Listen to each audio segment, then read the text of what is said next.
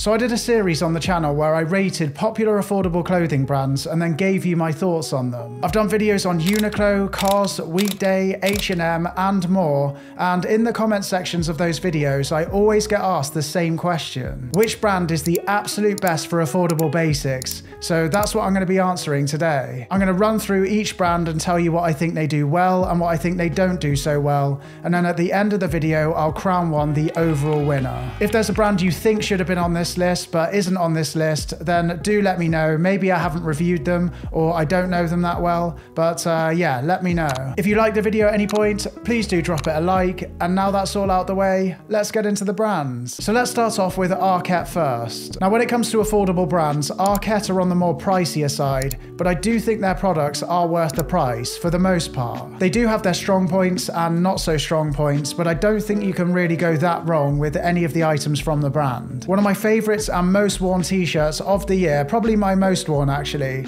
is their heavyweight tee, and I absolutely love it. I've talked about it a lot on the channel, so you probably don't need to hear about it again, but yeah, check it out if you haven't already. Saying that though, I did also try out their midweight tee, and the fit was completely different, and I didn't like it on me at all. There was nothing wrong with it, it just wasn't my cup of tea. But another area where Arat really shine for me is with their overshirts. I think for the price, you're going to have a really hard time finding anything that beats them here. From my experience, the fit is always on point and the quality is always solid. I've also had coats from them, gilets and jackets, and the quality has always been top notch. I've also worn their jeans a lot and their trousers a lot, and I've loved them. But where they do sometimes fall short for me is with their knitwear and their sweatshirts. Sometimes the materials they use in their knitwear is not what I want, and also the fit can be a little bit too basic for me, and often quite big. I've never actually found a sweatshirt or a piece of knitwear that I've absolutely loved from the brand.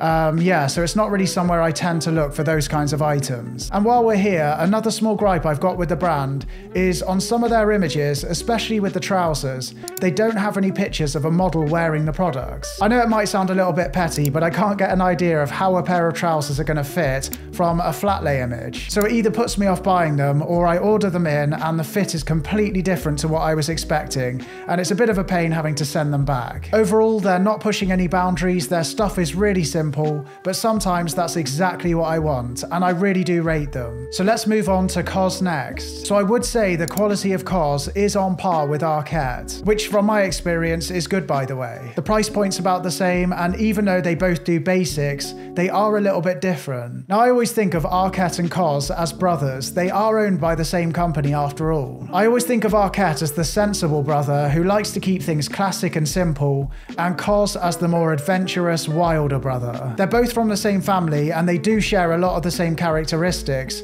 but they do have different personalities. Hopefully that makes sense, and if not, then basically COS are more experimental with their silhouettes. At times this can be a really good thing, but sometimes it can be their downfall for me. I love how they're more experimental, and when you wear a lot of simple pieces like I do, it's nice to have some more interesting cuts. But I do find a lot of their tops are too boxy, too wide, or too oversized for my personal taste. Some of it is just a little bit too much. Even when I size down to a size small, it's still like I'm drowning in material, and that's not the kind of look that I go for these days. I also think they go in waves, so sometimes they'll have a lot of stuff that I really want, and then there'll be long periods of time where they're not producing anything exciting, and I tend to not buy anything from them. But where the brand really do it for me is with their trousers. The quality has always been solid in my experience, and you get some really nice cuts for a really reasonable price. You'd expect to pay a lot more for anything similar from other brands, and I do think the trousers from COS give off a higher end look. Overall, I really do love COS, I really do rate them, but I haven't found myself buying that much from them recently. Anyway, let's move on to Weekday. So I would say this brand are aimed at more of a younger man than myself, but I still find plenty of things that I love from them. Like COS, they are more experimental with their fits, and it definitely keeps things interesting. Weekday is another brand who's owned by the same company as COS and Arat,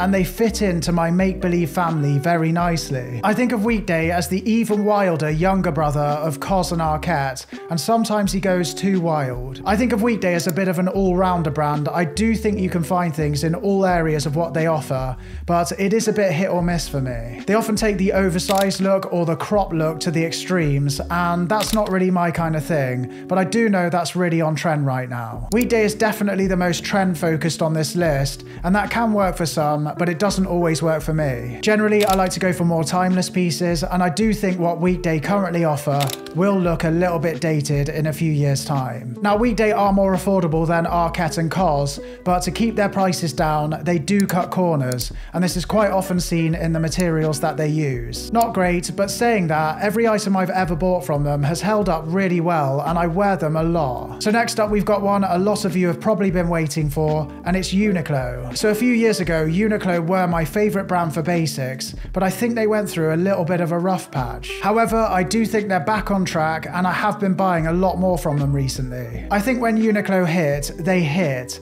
like with this jacket for example. Now some of you are probably sick of seeing me in this because I talk about it a lot, but I love it. I'm also a little bit obsessed with their waffle long sleeves at the moment, and I have just ordered 3 more before this video. I'll leave a link to them in the description box along with everything else from this video if you're interested. But I think Uniqlo are a really well-rounded brand, and I do think they've got something for everyone. The quality for the price is unbeatable in my opinion, and they keep things really interesting with the collaborations that they do. They often collaborate with J.W. Anderson, Christophe Lemaire, and Jill Sander for example. And although not all of the collaborations have been the best, I'm always excited to see them, and I love that they do them. I think it can introduce people into the fashion world more, and you can get some really interesting pieces for a more affordable price. The only gripe I do have with them is with their trousers. I wish they'd offer exact waist sizes instead of a small, medium, and large. A lot of the time the waist sizes don't fit me properly, and I know they have drawstrings in a lot of their trousers, but it still looks a little bit sloppy. But anyway, let's move on. So next up on the list, we've got H&M. So this is probably the cheapest brand on the list, but I do think you get what you pay for. Sometimes you can find the odd gem, but a lot of the time the material feels cheap,